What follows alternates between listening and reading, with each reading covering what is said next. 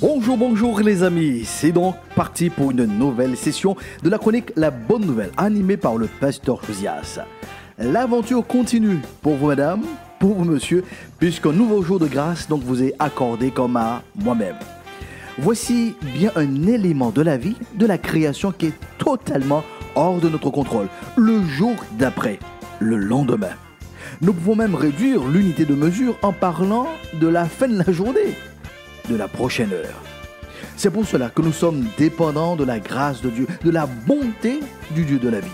Certains lui donneront un autre nom, ou ils définiront une autre doctrine le concernant. Certains même ne croiront pas en son existence. Et pourtant, personne ne peut aller à l'encontre de cette vérité.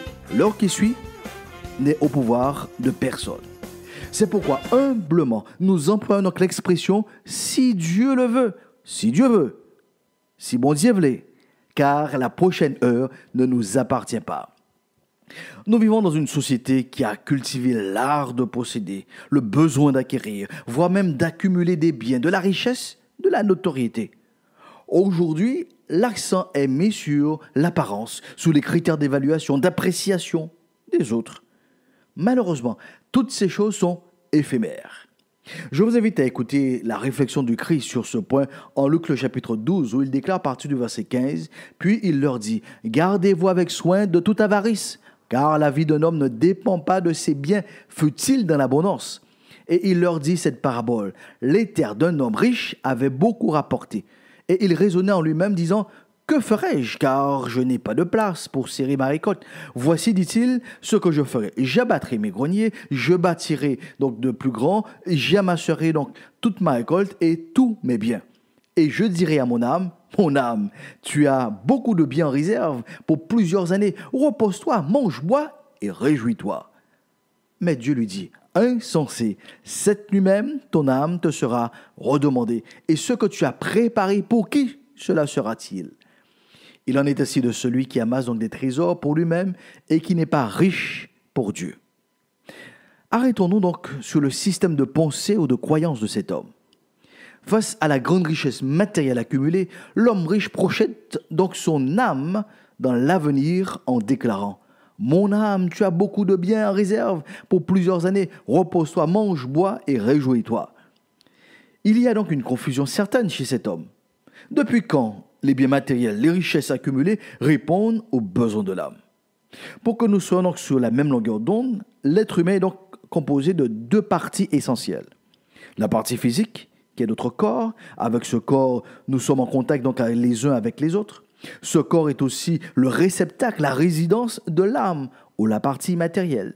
Notre partie immatérielle nous permet donc de penser, de réfléchir, d'analyser, de décider, d'éprouver des émotions, des sentiments. C'est un fameux « je pense, donc je suis ». C'est parce que je suis un être spirituel que mon corps est en mouvement. C'est la force mentale générée par l'âme qui permet aux athlètes des Jeux paralympiques d'effectuer donc ces exploits époustouflants. Nous sommes sans voix, nous ne trouvons pas les justes mots pour décrire ce que nos yeux nous permettent de contempler durant donc ces compétitions. Donc imaginez 5 secondes que la manière donc de penser donc de cet homme riche donc serait vraie. C'est mon environnement donc qui détermine la qualité de mon âme, les potentialités de mon être intérieur. Ce serait vraiment malheureux et injuste. Cela reviendrait donc à annuler les Jeux paralympiques par exemple, car les déficits physiques affecterait considérablement les aptitudes intérieures à surmonter les obstacles. Non. Les biens accumulés, l'environnement, la richesse ne permettent pas à l'âme donc de manger, de boire et d'être au repos. Maintenant, je peux dire heureusement que ces choses sont éphémères. Car dans sa justice, Dieu n'a pas autorisé la loi universelle qui permettrait que le bon fonctionnement de l'âme soit assujetti à l'abondance, à la richesse. D'ailleurs, cette loi universelle est en vigueur depuis la nuit des temps. Laquelle?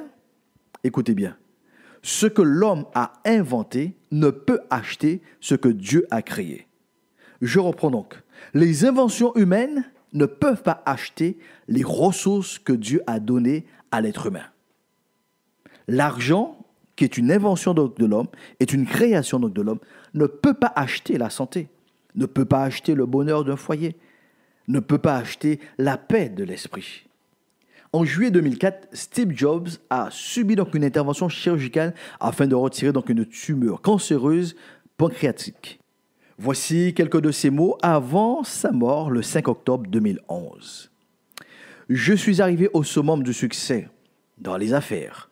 Aux yeux des autres, ma vie a été un symbole de réussite. Cependant, en dehors du travail, j'ai ressenti très peu de joie.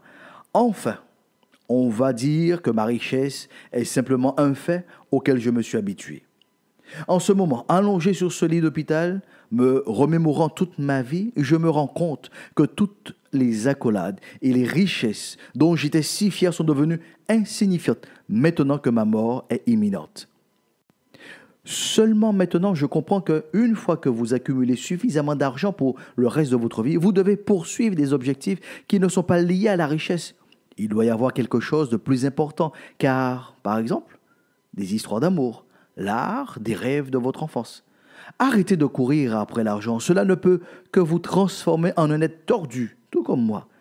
Dieu nous a fait un chemin, nous pouvons sentir l'amour dans le cœur de chacun de nous, et non pas des illusions construites par la gloire ou l'argent comme je l'ai fait dans ma vie. Je ne peux pas les prendre avec moi, je ne peux qu'emporter avec moi les souvenirs qui ont été renforcés par l'amour. C'est la vraie richesse qui vous suivra, vous accompagnera. L'amour vous donnera de la force et de la lumière pour aller de l'avant. Il peut parcourir des milliers de kilomètres et vous prouvez donc que la vie n'a pas de limite. Vous, si vous avez de l'argent, vous pouvez embaucher quelqu'un pour conduire votre voiture, mais vous ne pouvez pas embaucher quelqu'un pour prendre la maladie qui vous tue. Les éléments matériels perdus peuvent être retrouvés, mais une chose que vous ne pouvez jamais retrouver lorsque vous la perdez, c'est la vie. Quelle que soit l'étape où vous êtes en ce moment, à la fin, vous devrez faire face au jour où le rideau tombe. S'il vous plaît, préservez votre famille comme un trésor. Aimez votre mari, votre femme, aimez vos amis. Traitez tout le monde avec respect et restez amical avec vos voisins. Fin de citation. Ce sont donc les expériences de la vie qui nous enseignent les vérités de la vie. Madame, monsieur, il faut redéfinir les priorités de la vie. Dans quelle partie de votre existence faites-vous le plus d'investissement pour que cela soit rentable à très long terme, voire même au-delà de la mort? Aucun défunt n'est mis dans un cercueil avec des titres de propriété, avec des chèques encaissés, avec des dividendes en poche. Ceux qui traversent toutes les épreuves de la vie et même la mort, c'est notre être intérieur, votre âme. Vous pouvez être sans membre inférieur et sans membre supérieur, votre âme demeure et elle a besoin d'être valorisée, d'être nourrie, de s'enrichir avec les bons principes. Le Christ donc rappelle en Matthieu 16 cette vérité. Que servirait-il donc à un homme de gagner tout le monde s'il perdait son âme? Ou que donnerait un homme en échange de son âme? Car le Fils de l'homme doit venir dans la gloire de son Père avec ses anges et alors il rendra à chacun selon ses œuvres. C'est bien ce dont il est question. La question d'aujourd'hui débouchera sur le bilan, le résultat de vos œuvres, bonnes ou mauvaises, comme nous le rappelle donc le roi Salomon. Écoutons donc la fin du discours. Crains Dieu et observe ses commandements, c'est là ce que doit faire tout homme, car Dieu amènera toute œuvre en jugement au sujet de tout ce qui est caché, soit bien, soit mal. C'est pour cela que je vous invite dès aujourd'hui à mettre en règle votre vie selon les critères, les paramètres du Dieu de la vie, qui vous offre un plan pour une seconde chance, une meilleure gestion de votre vie. Il vous suffit de prendre la décision de faire de lui donc le potomitan, le centre, le repère de votre existence. Madame, monsieur, plus que les richesses matérielles, le salut, le repos de votre âme est une priorité durant votre existence. Acceptez donc une relation réparatrice, restauratrice et dynamisante que le Christ donc vous propose en ces termes. Venez à moi, vous tous qui êtes fatigués et chargés, et je vous donnerai du repos. Pour cette nouvelle saison, avancez dans la bonne direction avec les bonnes priorités. Vous pouvez donc réécouter ce podcast sur la chaîne YouTube du Pasteur Josias. Et pour terminer, proclamons donc ensemble la paix de Dieu soit avec vous pour une meilleure saison.